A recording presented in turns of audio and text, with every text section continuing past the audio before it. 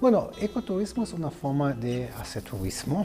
La pregunta es, ¿qué forma de hacer turismo? Es un concepto normativo de turismo. Eso quiere decir que tiene que alcanzar ciertos objetivos. ¿Cuáles son esos objetivos que tiene que alcanzar, que debe alcanzar ecoturismo? Por un lado, obviamente tiene que tener mínimo o muy poco impacto ambiental. Hay que tomar medidas para disminuir el impacto ambiental de turismo, por ejemplo, reciclando los residuos, usar fuentes alternativas de energía, también evitar impactos, por ejemplo, por las actividades de los turistas. Es uno, la conservación ambiental. Segundo objetivo es, obviamente, que el ecoturismo beneficie a la población local que vive, que preste estos servicios.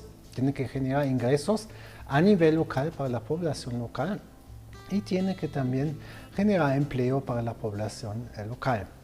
El tercer punto es también debería generar ingresos para la administración, gestión de áreas naturales protegidas donde se lleva a cabo normalmente ecoturismo y también debe contribuir a la educación ambiental. Debe tener un beneficio educativo, debería proporcionar informaciones sobre naturaleza. En un caso ideal, debería también cambiar las actitudes y la forma de vida de las personas después de hacer ecoturismo, que reflexionen sobre su vida después de regresar a sus casas. Entonces son 4 objetivos básicos que debe alcanzar. Otras formas de turismo no lo tienen que alcanzar, ¿no?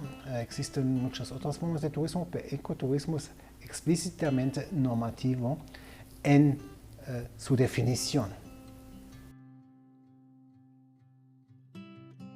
Justo por esto, porque es un concepto muy normativo, muy exigente, hay que cumplir con estos 4 objetivos que mencioné. Entonces hay que tomar medidas para disminuir, minimizar los impactos ambientales, lo cual resulta difícil a veces, ¿no? No todas las comunidades tienen recursos para recolectores solares y para tratamiento de aguas negras. Esto es a veces costoso y complicado. Y también hay que cuidar, digamos, métodos de transporte sustentable para transportar a los turistas de sus casas hacia los destinos ecoturísticos. Esto en la práctica es muy complicado. También la participación de la población local es difícil a veces, ¿no? A veces no tienen la experiencia para servir al turista, para prestar servicios ecoturísticos. Bueno, obviamente esto necesita tiempo y mucha experiencia que no se genera en un año y a veces resulta también difícil el contacto directo con el mercado, con el consumidor. ¿Cómo llegamos, cómo vendemos el producto al turista? Entonces a veces participan muchos intermediarios, las ganancias se quedan en los intermediarios, no llega mucho dinero a los turistas, llegan pocos visitantes. Pero también hay ciertos problemas relacionados con la misma naturaleza. Muchas veces los atractivos turísticos no están presentes todo el año. Por ejemplo, en el caso de especies de migración que migran, que están unos 3-4 meses en las zonas ecoturísticas, después continúan su migración y ya no están ahí y tampoco hay razón para los turistas para llegar a estas zonas. Por ejemplo, ballenas, ¿no? Ballenas en Baja California se quedan unos 4 meses, se van y no hay atractivo turístico y no hay ecoturismo. La Reserva de la Biosfera Mariposa Monarca es otro ejemplo conocido. Como ya sabemos, solamente está presente ahí en México, en esta zona de la Reserva de la Biosfera durante los meses de noviembre a marzo, abril, y el resto del año no está presente. Esto es complicado. Y por fin, lograr proporcionar educación ambiental también es complicado, ¿no? Porque ¿cómo lo hacemos, no? Manejar buenos centros de visitantes, capacitar guías, ofrecer información a tiempo, usando los medios de comunicación y las tecnologías de comunicación modernas, aplicaciones, por ejemplo. Esto es complicado a veces y costoso y necesita tiempo. Entonces, lograr estos 4 objetivos en la práctica es bastante difícil y no se logra en todos los casos.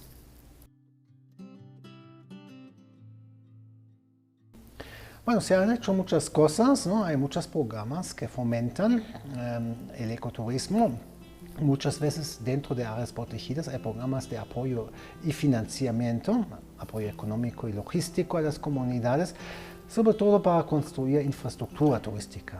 Claro, necesitamos cabañas, casas, restaurantes, infraestructura de acceso, senderos, por ejemplo. Existen múltiples fondos para financiar esta infraestructura y también se ha invertido mucho en capacitación de la población local, ¿no? En el ecoturismo.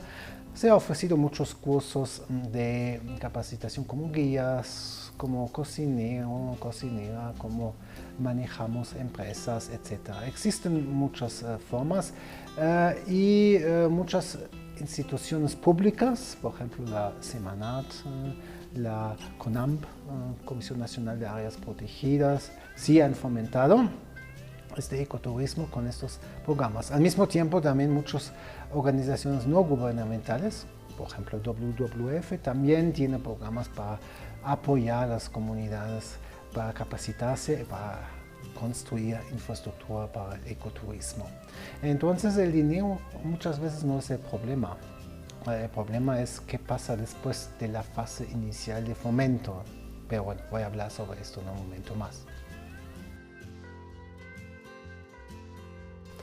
Bueno, hay diferentes destinos ecoturísticos, viajan a muchas áreas protegidas, pero vemos ciertas concentraciones de ecoturismo.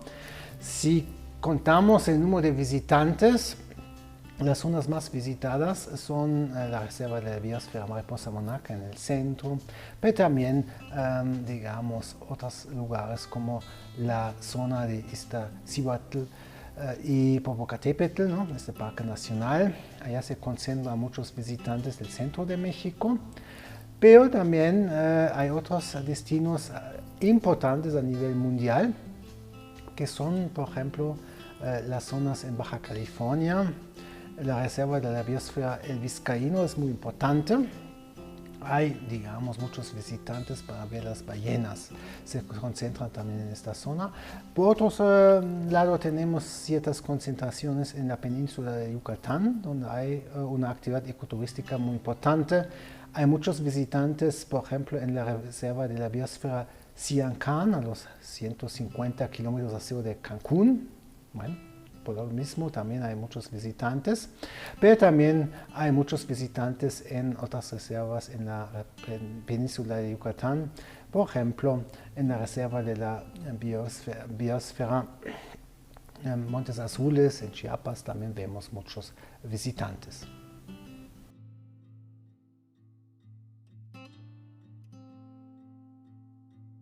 Bueno, los aspectos positivos son los ingresos y los empleos generados por el ecoturismo.